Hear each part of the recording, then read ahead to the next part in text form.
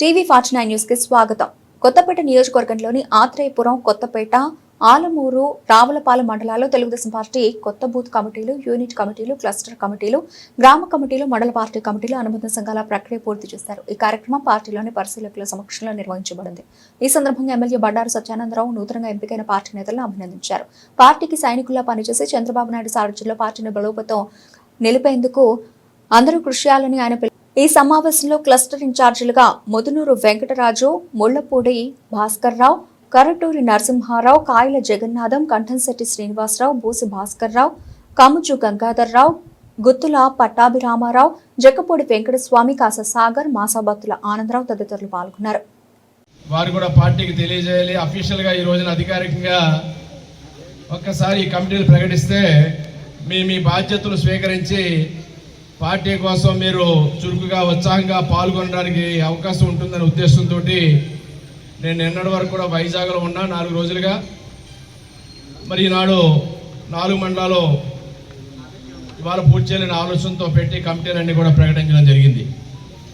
ఇంకా నియోజకవర్గ కమిటీలు అనుబంధ నియోజకవర్గ కమిటీ వరకు కూడా మనమే నిర్ణయించుకోవాలి.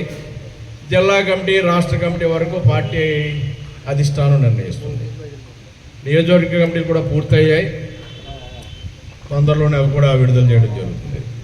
అందులో కూడా 4 మండలాల మీద అనుబంధ సంఘాల అధ్యక్ష, ప్రధాన కార్యదర్శులు, బాడీ కార్యవర్గంలో కూడా ఎవరెవరిని అన్ని ప్రాంతాలు, 4 మండలాలు, అన్ని కులాలు చూసుకుని సర్దుబాటు చేసుకోవడం జరుగుతుంది. ఇది మన పార్టీ పటిష్టతకు ఇది ఒక బలం. ఎందుకంటే మన Telugu Desam party cadre based party.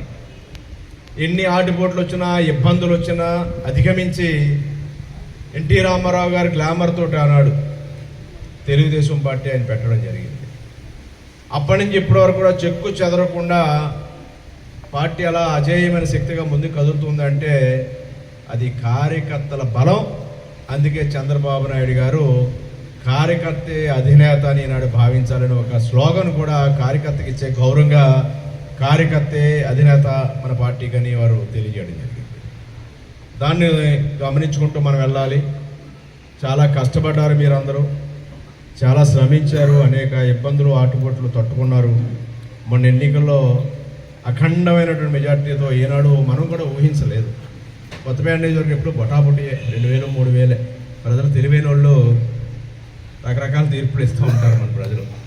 ఎందుకంటే గత అనుభవాలు కూడా నేను రాకముందు కూడా ఉన్నాయి అనుభవాలు. ఇవాళ నేనే కాదు, ఎప్పుడు ప్రతిపక్ష పార్టీ గెలిచేది. ఇక్కడ ఎంఎస్ సుబ్బరాజు గారు కానీ, ఒక్క భాను తెలంగాణ ఏమో రూలింగ్ పార్టీలో వచ్చిందేమో కానీ ఎప్పుడూ సుబ్బరాజు గారు ఎప్పుడూ ప్రతిపక్ష పార్టీ. ఏదో ఒకసారి 2 సార్లు గవర్నమెంట్, ఆయన 4 సార్లు. అటువంటి కొత్తపేట నియోజకవర్గ వరవడి దీని అన్నాడు మనందరం కూడా చాలా పెద్ద మెజార్టీ కాన్స్టిట్యున్సీ పుట్టిన తర్వాత ఈ మెజార్టీ మనం ఎవరో చూడలేదు. అటువంటి మెజార్టీ ప్రజలు అందించారు మీ యొక్క కృషి ఫలితంగా. దాన్ని మనం ఇంకా బలం చేసుకుంటూ రేపు స్థానిక సంస్థల్లో కూడా